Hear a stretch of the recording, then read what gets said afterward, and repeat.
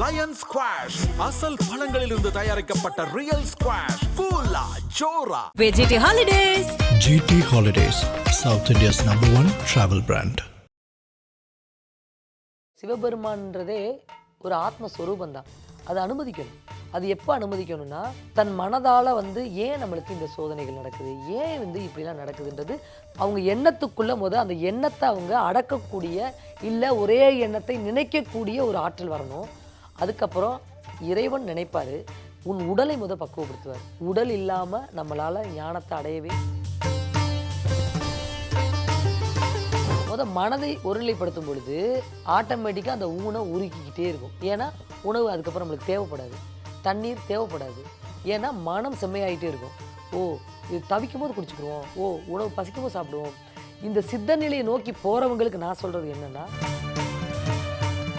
ஆனால் இதில் 2 விஷயம் இருக்குமா. ஒன்று, நீ இறைவனைத்தான் அடையணும், எனக்கு இதில் ஒரு பெரிய இன்ட்ரெஸ்ட் இருக்குது அப்படின்னா, குழந்தைகளுக்கானதெல்லாம் நீ முறைப்படுத்தி கொஞ்சம் கொஞ்சமாக நீ குழந்தைகளுக்கானதை செஞ்சுக்கிட்டு இருக்கணும். உன்னுடைய தேடுதலே இருக்கணும். நீ குடும்பத்தை கஷ்டப்படுத்தி வேதனைப்படுத்தி நீ ஞானத்தை அடையணுன்றப்போ,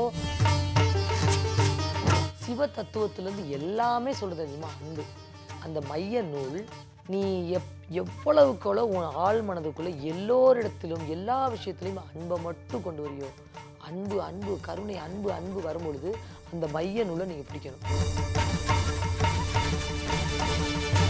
இன்றைக்கும் நீங்கள் பார்த்தீங்கன்னா தஞ்சாவூரில் நந்தி பெருசாகிட்டே இருக்கேன். அது ஒரு மலையில் செஞ்சக்கூடிய, கல்லிலேருந்து செய்த பாறையிலேருந்து செஞ்சக்கூடிய நந்தி தான். அது வளர்ந்துக்கிட்டே இருக்கேன். வளரக்கூடிய ஆற்றல் உண்டு. அதுதான் கல்லீரலுக்கு உண்டான ஆற்றல்.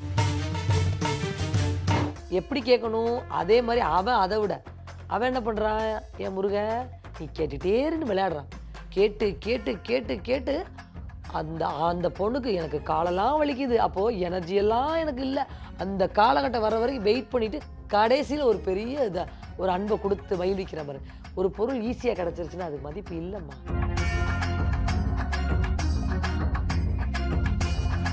ஐபிசி பக்தி நேயர்கள் அனைவருக்கும் அன்பு வணக்கம். இன்னைக்கு நம்ம கூட சித்தர்கள் சார்ந்த, சித்தர்களினுடைய ஆன்மீகம், சித்தர்களினுடைய அனுபவம், அவர்களுடைய வாழ்க்கை எப்படிப்பட்டதாக இருந்தது, எப்படி சித்தர் நிலையை அவங்க அடைஞ்சாங்கன்ற மாதிரியான பல தகவல்களை நம்மோடு பகிர்ந்து கொள்வதற்காக முருக பக்தர் சிவகங்கை நாகதீபா மேம் நம்ம கூட இணைந்திருக்கிறார்கள். மேம் வணக்கம். நல்லதே நடக்கும். இப்போ சித்த மருத்துவம், சித்தர்கள் சார்ந்த நிறைய விஷயங்கள், கூடுவிட்டு கூடுபெயர் பல விஷயங்கள் நீங்கள் சொன்னீங்க. இப்போ என்ன அப்படின்னா, சாதாரண ஒரு மனுஷன் தன்னுடைய வாழ்க்கையில் எல்லாவற்றையும் கடந்து ஒரு சித்தர் நிலைக்கு நம்மளும் போகணும், அந்த இறைவனை மனதார முழு மனசோடு தியானிக்கணும், அந்த தவத்தில் இருக்கணும், நம்மளும் அந்த சித்தர் நிலையை எட்டணும் அப்படின்னு சொல்லி ஒரு மனுஷன் முயற்சிக்கிறான்னா அதனுடைய படிநிலைகள் என்ன? முதல்ல அப்படி ஒருத்தருக்கு தனி மனித உணர்வாக தோன்றி அந்த சித்தர் நிலைக்கு வரலாமா, இல்லை சிவபெருமானினுடைய அருள் அனுகிரகம் இருந்தால் தான் அவங்க சித்தர் அப்படிங்கிற ஒரு விஷயத்த சூஸ் பண்ண முடியுமா? ஆமாம், அது எப்படின்னா, அதான் நான் சொன்னேன்ல, சிவபெருமான்றதே ஒரு ஆத்மஸ்வரூபம் தான். அதை அனுமதிக்கணும். அது எப்போ அனுமதிக்கணும்னா, தன் மனதால் ஏன் நம்மளுக்கு இந்த சோதனைகள் நடக்குது, ஏன் இப்படிலாம் நடக்குதுன்றது அவங்க எண்ணத்துக்குள்ளே அந்த எண்ணத்தை அவங்க அடக்கக்கூடிய, இல்லை ஒரே எண்ணத்தை நினைக்கக்கூடிய ஒரு ஆற்றல் வரணும்.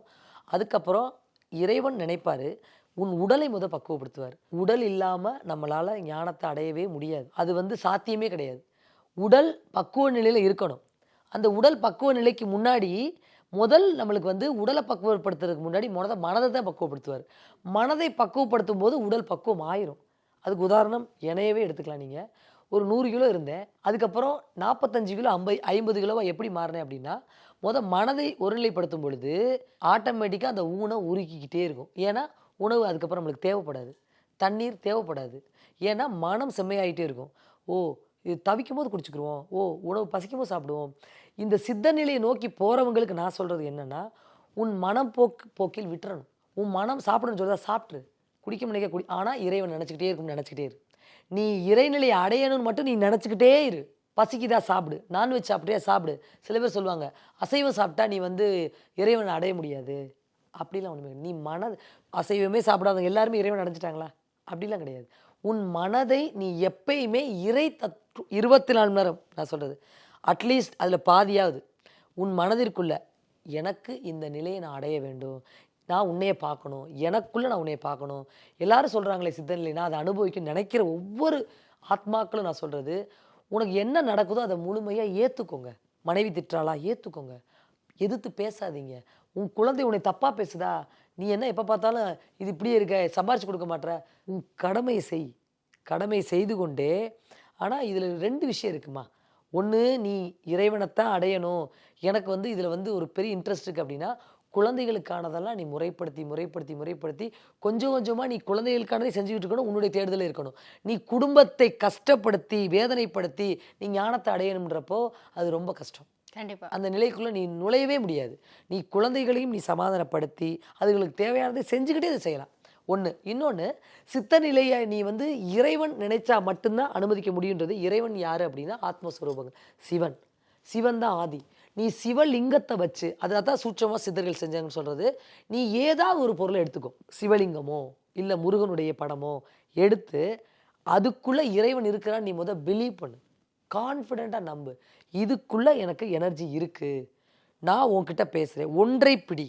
அதான் நான் சொல்கிறது. நீ சித்தநிலை அடையணும்னா கோவில் கோலாக போய் சாமி கும்பிட்டுட்டே இருக்கணும், சுற்றிட்டே இருக்கணும்னா உனக்கு வேறு விதமான பரிணாமம் கிடச்சிக்கிட்டே இருக்கும் மொழிய, ஒரு அனுபவம் கிடச்சிக்கிட்டே இருக்கும் மொழிய. நீ நிலையை அடையணும் அப்படின்னா இந்த அனுபவங்களாம் எடுத்துக்கிட்டு ஒன்றை பிடி. ஒரே ஒரு லிங்கமோ இல்லை முருகனுடைய படமோ எடுத்துட்டு நீ டெய்லி நீ அதோட நீ டெய்லி உரையாடிக்கிட்டே இருக்கணும். நீ உன் மனதை பூரா இங்கே செலுத்திக்கிட்டே இருக்கணும். அப்போது இன்றைக்கி என்ன நடக்குதோ அதெல்லாம் நீ ஏற்றுக்கிட்டே இருந்தேன்னா கண்டிப்பான முறையில் அதெல்லாம் வந்து நம்ம எக்ஸ்பிளைன் பண்ண முடியாது. அவனே அந்த நிலையை அடைகிறான்றதை அவன் ஃபீல் பண்ண ஆரம்பிச்சிருவான். அப்போது சில தடங்கள் நம்மளுக்கு வரத்தான் செய்யும். அது மனைவி ஒத்துழைக்க மாட்டாங்க, மகள் ஒத்துழைக்க மாட்டாங்க, அது ஒன்றும் பண்ண முடியாது. நீ உனக்கு இறைவனை போய் சேரணும் அப்படின்னா நீ அதையும் சமாளிச்சுக்கிட்டே போகும் பொழுது, ஆனால் அதில் ஒரு பெரிய மிராக்கிள் என்ன தெரியுமா, நீ அந்த நிலை போயிட்ட, உனக்கு அந்த மெய் அறிவு கிடச்சிருச்சு அப்படின்னா குடும்பம் உனக்கு அப்படியே சம்மதிக்க ஆரம்பிச்சிடும்.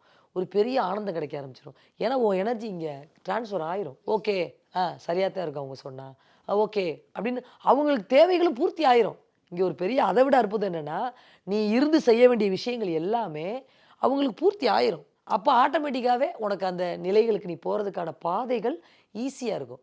அது வரைக்கும் நீ உன் மனதில் வந்து அந்த நிலையிலேருந்து நீ வெளியில் ஏறவே கூடாது, அதே நிலையில் இருக்கணும். இப்போ ஒரு சித்தராக நம்ம மாறணுங்கிற எண்ணம் நமக்கு வந்துருச்சு அப்படின்னா அதற்கான படிநிலைகள் என்ன அப்படிங்கிறது ரொம்ப தெளிவாக விளக்குனீங்க.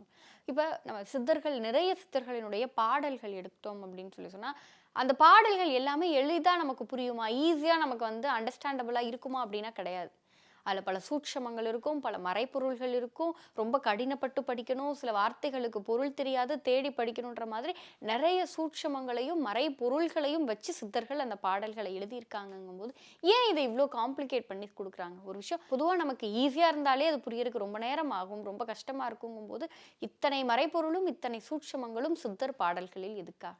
ஆமாம், மறைப்பொருள்கள் இருக்கும், ஆனால் யாருக்கு போய் சேரணுமோ சேர்ந்துடும், அது ஒன்று. ஆனால் நீங்கள் சொல்லக்கூடியது என்ன, சித்தர்களுடைய ஒரு பெரிய அவங்கள நினைக்கக்கூடிய விஷயம் என்ன அப்படின்னா, மனிதர்கள் வாழ வந்திருக்காங்க, அவனுக்கு வாழ்வியலுக்குள்ளே ஒரு மகிழ்ச்சி இருக்கணும். வாழ்வியலுக்கு அவ எல்லாருமே சித்தர்கள் ஆகிறதுக்காண்டி சித்தர்கள் வரல. ஞானத்தை அடைஞ்சவனுக்கு தான் தெரியும் யாரை எப்போ கைட் பண்ணணும், யாரை என்ன பண்ணணும். அப்போ சித்தர்கள் எல்லாத்தையும் வெளிப்படையாக சொல்லிட்டா இந்த உலகத்தில் எல்லாமே மாறிடும். இப்போ உதாரணத்துக்கு நான் மலையை பற்றி சொல்கிறேன், இது புதுசாக இருக்கும், ஐயோ இறந்தவங்கெல்லாம் புதைச்ச இடம், இப்படி பல சிந்தனைகளுக்குள்ளே நம்மளுடைய எண்ணங்கள் போயிடும். அப்போ என்னாகும், அடுத்து அவன் வேறு வேலையை பார்க்க மாட்டான். அப்போ சித்தர்கள் என்ன செய்கிறாங்கன்னா, தேவைப்படும் இடத்தில் வெளிப்படையாக சொல்லியிருக்காங்க, தேவைப்படும் இடத்தில் சூட்சமாக சொல்லியிருப்பாங்க. எப்போ சூட்சமன்னா யாருக்கு தேவையோ சூட்சமாக அவனுக்கு உடஞ்சிரும். நிறையா விஷயங்கள் நான் தெளிந்திருக்கேன் அதில். உதாரணத்துக்கு சொல்லணும்னா, அருள் இல்லாருக்கு அவ்வுலகம் இல்லை, பொருள் இல்லாருக்கு இவ்வுலகம் இல்லைன்னு சொல்லுவாங்க. ஆனால் இதில் நிறைய பேருக்கு என்ன பொருள் சொல்லுவாங்க தெரியுமா, அருள் இல்லாருக்கு அவ்வுலகம் இல்லைன்றது ஒரு வந்து தெய்வத்தினுடைய நிலையவும், காசு பணம் இல்லாதவங்க இந்த உலகம் அப்படி இல்லை. அதை தான் சொல்ல, இது மறைப்பொருள் கிடையாது, நாம் விளங்கி கொள்ளும் விதம் அப்படி. தேடணும், தேடி எடுத்தோம்னா அழகான விடை கிடைக்குது. அதை வந்து அவங்க வந்து இப்படி விந்து அப்படின்னு போட முடியாது. அதை தான் நான் சொல்லுவேன். என்னென்னா, அருள் இல்லாருக்கு அவ்வுலகம் இல்லை, பொருள் இல்லாருக்கு இவ்வுலகம். பொருள் என்றால் இன்னொரு பொருள் என்னதுமா, விந்துன்னு அர்த்தம். பொருள் என்றால் விந்து அப்படின்னு அர்த்தம். அப்போ அருள் இல்லாருக்கு அவ்வுலகம் இல்லை, பொருள் இல்லாருக்கு இவ்வுலகம் இல்லைன்னா விந்து சக்தி, விந்து நாதன். முருகனுடைய பாடல்களை பார்த்தீங்களா, விந்து விந்து மயிலோன் விந்து, முந்து முந்து முருகவேல் முந்து, அந்த வார்த்தைக்கு ஒரு அர்த்தம் இருக்குது. அப்போது விந்து சக்தி நிறைந்த இந்த பிரபஞ்சம் முழுவதும் வேலினுடைய வடிவம் என்ன, விந்து, விந்துவினுடைய வடிவம். நம்மளுடைய உயிரணுக்கள், நாம் மீண்டும் பிறக்கக்கூடிய ஆற்றல் அந்த விந்து சக்தி தான் போராடுது, அந்த வேல் தான் போருக்கானது. அப்போது அந்த விந்து சக்தி தான் நமக்கான ஒரு விஷயம். அப்போ அதை என்ன சொல்லியிருக்காங்க, அருள் இல்லாருக்கு அவ்வுலகம் இல்லை, பொருள் இல்லாருக்கு இவ்வுலகம் இல்லை. வேல், விந்து சக்தி இல்லாதவனுக்கு இந்த உலகத்தில் இடம் இல்லைடா. விந்து சக்தி உள்ளுக்குள்ளே இருக்கணும். அதுதான் மறைபொருளாக சொல்லியிருக்காங்க. யாராவது மோட்டார் காசு இல்லாதவனுக்கு இந்த பூமியில் இடம் இல்லைன்னு சித்தர்கள் ஒரு பெரிய ஞானிகள் இப்படி சொல்லணும்னு அவசியமே இல்லை. சிம்பிளான விஷயத்த அப்படித்தான். இது மாதிரி நிறைய விஷயங்கள் இருக்குது. திருமூலர் சொல்லியிருக்கிறாரு, காயமே இது மெய்யடான் இருக்காரு. காயமே இது பொய்யடா, வெறும் காற்றடைத்த மெய்யடான் இருக்காரு. சில பேர் பொய்யடான்வாங்க, அவருடைய வரிகளில் வந்து மெய்யடான்னு சொல்லியிருப்பார். ஏன்னா உடலை பற்றிய அறிவு திருமூலரை விட அற்புதமாக உடலை பற்றியான தெளிவை யாராலையும் சொல்ல முடியாது. விளங்கி கொள்ளும் விதம் அப்படி. எல்லாருமே அப்படி நினைக்கிறாங்க. சித்தர்கள்னாலே சூட்சமாக சொல்லுவாங்க. சூட்சமமாக சொல்ல வேண்டிய இடத்துல சொல்லித்தாகணும். ஏன்னா நாம் அனைவரும் ஆத்மஸ்வரூபம் அப்படின்றத முழுவதும் அடைந்த ஆற்றல் சித்தர்கள். ஆத்மாக்களுக்கு இன்னைக்கு சொல்லியிருப்போம், நாளைக்கு அதை மறந்துடுவோம். இரவு தூங்கும் பொழுது இந்த மனித ஆன்மாக்கள் பல இடங்களுக்கு ட்ராவல் பண்ணிட்டு அது என்ன சொன்னாங்கன்றதை மறந்துடும்.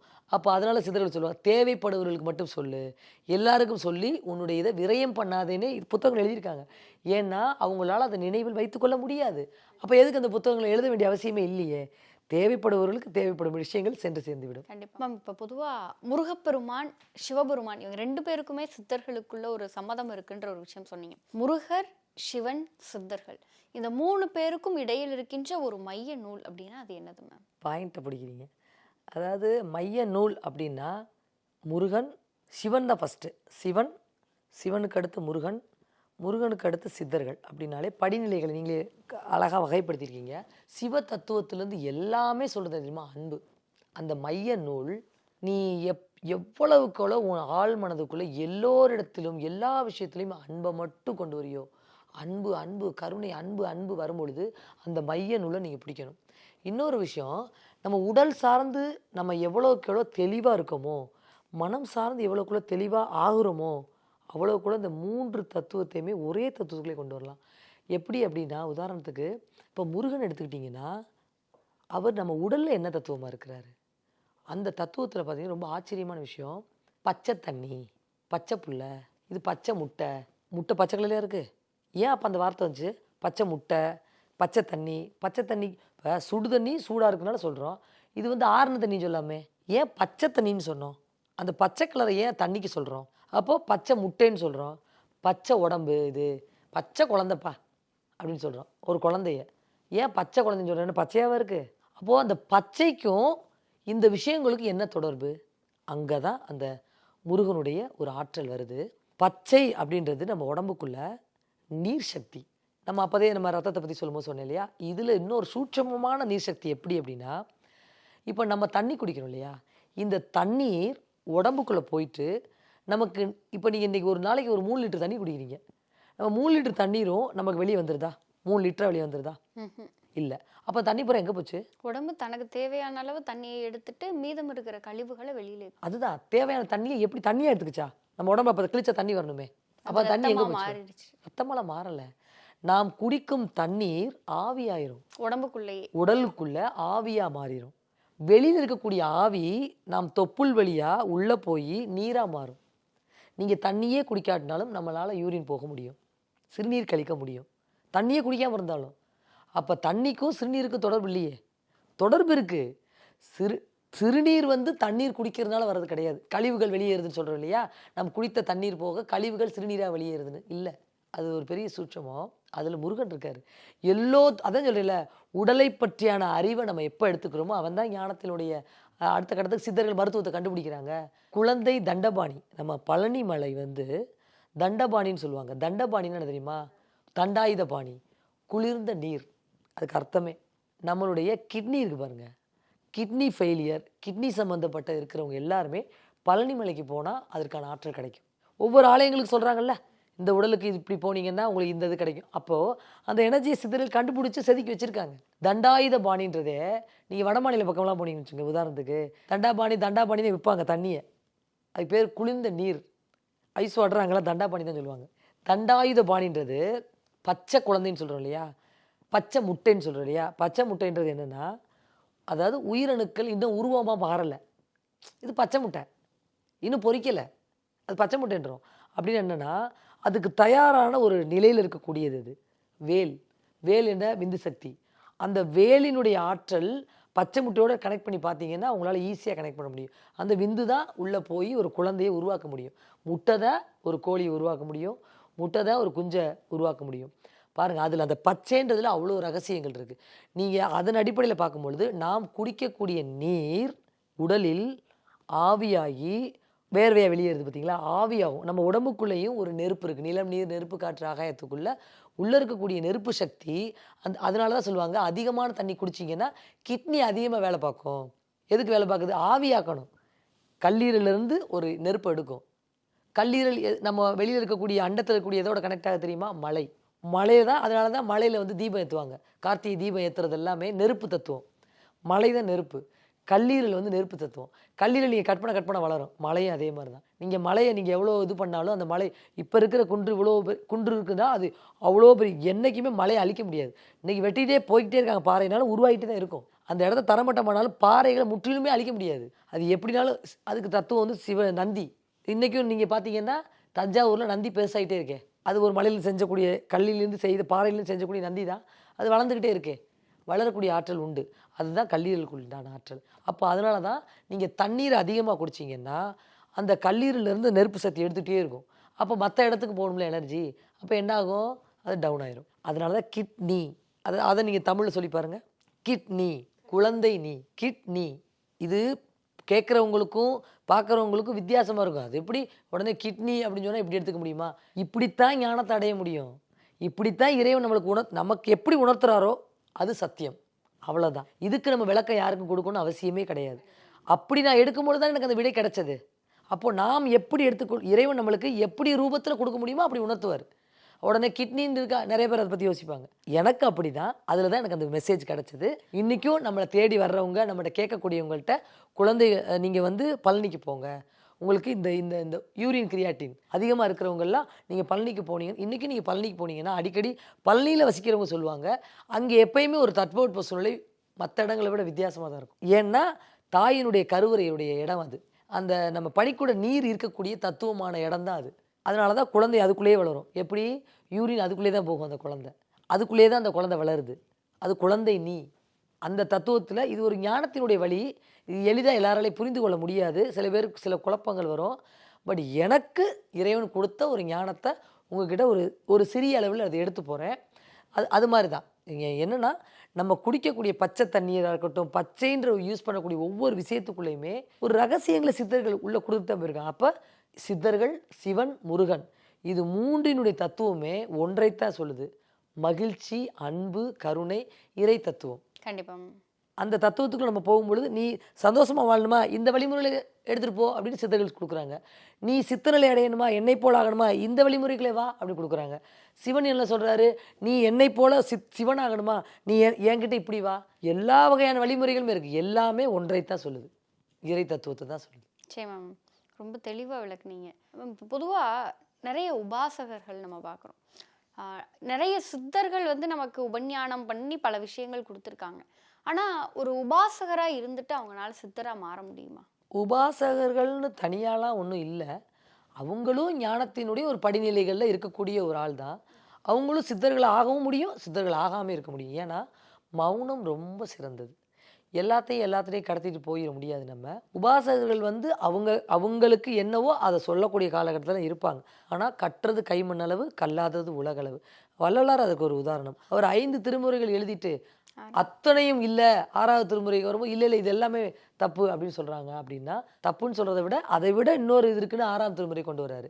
அப்படின்னு இருக்க பட்சத்தில் உபாசனர்கள் வந்து என்னென்னா, அவங்க ஞானத்தில் அன்றைய காலகட்டத்தில் மக்களுக்கு என்ன சொல்லணுமோ அவங்க அறிந்ததை அவங்களால சொல்ல முடியும் ஒழிய, ஆனால் அதுவே சரியா அப்படின்னு நம்மளால் எடுத்துக்க முடியாது. அப்போது சித்தநிலை அடைகிறதுக்கு அவங்களாலே முடியும். பட் அவங்க அதை வந்து அதை உபதேசங்களோடு முடித்துக்கிட்டாங்கன்னா அதுக்குள்ளே போக முடியாது. அதையும் தாண்டி ஒன்று இருக்குன்றப்போ மௌனங்கள் அவங்களுக்கு தேவை. அதை மட்டும் சொல்லிக்கிட்டே இருந்தாங்கன்னா என்ன ஆகும் அப்படின்னா, அந்த இது மட்டும் அவங்களுக்கு வைப்ரேஷனுக்குள்ளே உள்ளே போய்கிட்டே இருக்கும். ஒரு உபதேசம் இந்த முருகனை பற்றி ஒரு இது சொல்கிறாங்க அப்படின்னா அந்த முருக தத்துவத்துக்குள்ளேயே தான் போயிட்டே இருப்பாங்க. ஆனால் முருக தத்துவத்துக்குள்ளே போய்கிட்டே தன்னை உணரணும்னு தன் ஆன்மா நினைக்கணும். அவங்க நினச்சா மட்டும்தான் அவங்களும் சித்தநிலையை அடைய முடியும். கண்டிப்பாக அடைய முடியும். மேம், இந்த உலகத்தில் வந்து ஆதி அந்தம் எல்லாமுமா இருக்கிறது அந்த தெய்வம் தான். இப்போ நம்ம சாமியை கும்பிட்றோம், சில விஷயங்கள் நமக்கு கிடைக்கல அப்படின்னா சாமி நம்ம கூட இல்லையோ, சாமி நமக்கு நல்லதே பண்ணாதோ, எப்போ பாரு நமக்கு பிரச்சனையே இருக்கே அப்படிங்கிற மாதிரியான பல சந்தேகங்கள், பல குழப்பங்கள் நம்ம மனசுக்குள்ள நிறைய இருக்கு. உங்களோட வாழ்க்கையில என்னைக்காவது ஒரு நாள் அந்த தெய்வ நம்பிக்கை அப்படிங்கிற ஒரு விஷயத்துல உங்களுக்கு ஏதாவது சந்தேகம் வந்திருக்கா? சந்தேகம் வந்துட்டாலே எங்கள் தெய்வம் இல்லைன்னு தான் அர்த்தம். சந்தேகம் வருவதில்லை, கேள்விகள் எழும்பும். அந்த கேள்விகள் தான் நமக்கான விடைகளாக இருக்குன்றதுக்காண்டி அதை சந்தேகம்ன்ற ஒரு வார்த்தையால் நம்ம போட்டுக்கலாம். பட்டு கேள்விகள் எழும்பிக்கிட்டே இருந்துச்சு ஆரம்ப காலகட்டத்தில். ஏன் இது கடவுள் இருக்காங்கன்னா நம்ம நல்லது தானே பண்ணுறோம், ஏன் இந்த மாதிரி நடக்குதுன்னு. அப்புறம் தான் அதை ஆய்ந்து பண்ணும்போது தான் தெரியும், அது நம்ம நன்மைக்காக தான் கொடுத்துருக்கோம். ஓ இதுக்காகத்தான்ன்றது நம்ம அதுக்காக கொஞ்சம் காலகட்டங்கள் நம்ம வெயிட் பண்ணணும். நம்ம அதுக்கு முன்னாடியே நம்ம தெய்வம் நம்மளுக்கு இப்படிலாம் செய்யலையே, நம்மளுக்கு நல்லது செய்யலையே, நம்ம இப்படி தானே கடவுளை வேண்டிகிட்டே இருந்தோம், கோயிலுள்ளா போனோமே, எல்லாமே கிடைக்கலையே. அதுக்கு உதாரணத்துக்கு இப்போ ஒரு குழந்தை கூட இப்போ நிறையா இப்போ யூடியூப்பில் ட்ரெண்டிங் ஆகிட்டு இருக்கு. ஒரு குழந்தை பேசிகிட்டு இருக்கு, அந்த முருகனை கெஞ்சுது கொஞ்சுது, எல்லாம் பண்ணி முருகா கொடுமுருகா கொடுமுருகான்னு அந்த புஷ்பத்தை அது தன் கைகளில் விழணும் அப்படின்னு வேண்டுது. அது உரி உரி கேட்குது. நம்ம அதை எத்தனை பேர் பொறுமையாக பார்ப்போம்? ஒரு சில பேர் விழுகுதா விழுகலையான்னு பார்க்குறது கூட டைம் இருக்கா ஸ்க்ரோல் பண்ணிடுவாங்க. சில பேர் மட்டும்தான் அந்த அந்த அந்த இது நம்மளுக்கு என்னன்னு தெரியணுமேனு ஆர்வம் இருக்கிற மட்டும்தான், அந்த தெய்வ நிலையை நம்புகிறவங்க மட்டும்தான் அதுக்கான கடைசி வரைக்கும் காத்திருப்பாங்க. அந்த காத்திருக்கும் போது ஒரு பெரிய ஆனந்தம் கிடச்சிச்சு பாருங்களேன். அந்த குழந்தை தன் முருகனை அது ஒரு தெய்வமாவோ இல்லை ஒரு சாமியாவோ அதை நினைக்கல, தன்னோட ஃப்ரெண்டு மாதிரி பேசிகிட்டு இருக்கு. குடுமுருகா, நம்ம அப்படி ஒரு கடவுள் நேரம் வந்தாருன்னா நம்ம எப்படி பயப்படுவோம் காடுன்னா, ஆனால் அது அப்படி இல்லையே. அது தன் முருகன்கிட்ட கொஞ்சுது, செல்லக்குட்டி இந்தா வச்சுக்கோ, உனக்கு தான் அந்த பூ, நீயே வச்சுக்கோ அப்படின்னு சொல்லுது. அது பாருங்களேன், அதோடைய நம்பிக்கை முருகன்கிட்ட தான் பேசுகிறோன்றதை அதை கன்ஃபார்மாக பிலீவ் பண்ணுது. அந்த பிலீவ்னஸ், இங்கே இருக்கிற முருகன் நான் கேட்டால் கொடுப்பான், எப்படி கேட்கணும் அதே மாதிரி அவன் என்ன பண்ணுறான், என் முருகன் நீ கேட்டுட்டேருன்னு விளையாடுறான். கேட்டு கேட்டு கேட்டு கேட்டு அந்த அந்த பொண்ணுக்கு எனக்கு காலெல்லாம் வலிக்குது, அப்போது எனர்ஜியெல்லாம் எனக்கு இல்லை, அந்த காலகட்டம் வர வரைக்கும் வெயிட் பண்ணிவிட்டு கடைசியில் ஒரு பெரிய ஒரு அன்பை கொடுத்து மகிழ்விக்கிற மாதிரி. ஒரு பொருள் ஈஸியாக கிடச்சிருச்சுன்னா அதுக்கு மதிப்பு இல்லைம்மா, உடனே கிடச்சிருச்சுன்னா அதுக்கு மதிப்பு இல்லை. அதுக்கான நிலைகளுக்குள்ளே நம்ம வெயிட் பண்ணி காத்திருக்கும் பொழுது தான் அந்த தெய்வம் நம்மளுக்கு செய்கிறத நம்மளால் உணர முடியும். அப்படி எனக்கு ஆரம்பத்தில் இருந்தது உண்மைதான். என்னடா நம்ம எல்லாமே நல்லதான் பண்ணுறோம், இப்படி பண்ணிகிட்டு இருக்கோம், ஆனால் நம்மளுக்கு என்ன கடவுள்ன்ற ஒன்று இருக்கா, தெய்வம்ன்றது ஒன்று சொல்கிறாங்களே, இதெல்லாம் இப்படி இருக்குமா, அப்படி சந்தேகங்கள் வந்தது காலகட்டத்தில் இருந்தது. அதுதான் எனக்கான ஒரு இன்ஸ்பிரேஷனாகவும் இருந்தது. ரெண்டையுமே நம்ம எடுத்துக்கணும், கொஞ்சம் வெயிட் பண்ணணும் அப்படின்றத நான் கற்றுக்கிட்டேன். அந்த தெய்வத்தினுடைய சந்தேகத்திலிருந்து நான் கற்றுக்கிட்டது, காத்திருந்தால் கிடைக்கும். கண்டிப்பாக மேம். அவ்வளோதான் மேம், நிறைய விஷயங்கள் பகிர்ந்துட்டீங்க. சில சமயங்களில் பொறுமையாக இருந்தோம் அப்படின்னா அவர் நிகழ்த்துகின்ற அதிசயங்களையும் அற்புதங்களையும் நம்ம அனுபவிக்கலாம் அப்படிங்கிறதுக்கு நீங்கள் சொன்ன விஷயமே ஒரு சாட்சி. நிறைய விஷயங்கள் பகிர்ந்துக்கிட்டீங்க. முருகப்பெருமான் பற்றி, சிவபெருமான் பற்றி, சித்தர்கள் பற்றி, உங்களுடைய வாழ்க்கையில் நடந்த அனுபவங்கள் பற்றி, ஆன்மீகத்தினுடைய உயர்ந்த தத்துவங்கள் பற்றி, பல சூட்சமங்கள் பற்றின நிறைய விஷயங்கள் பகிர்ந்துக்கிட்டீங்க. நிச்சயம் இது பார்க்கிற நேயர்களுக்கு இந்த காணொளி பல பயனுள்ள தகவல்களை கொண்டு போய் சேர்க்கும் நம்பிக்கை எங்களுக்கு இருக்குது. உங்களுடைய இந்த நேர்காணலுக்கும் நீங்கள் எங்களோடு பகிர்ந்து கொண்ட தகவல்களுக்கும் நன்றி மேம். நல்லதே நடக்கும் அம்மா, நல்லதே நடக்கும்.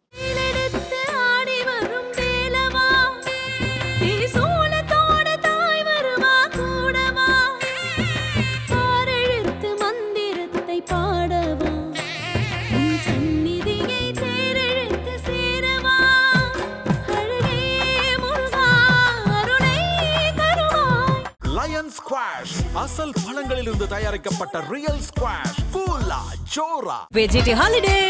GT Holidays, South India's #1 travel brand.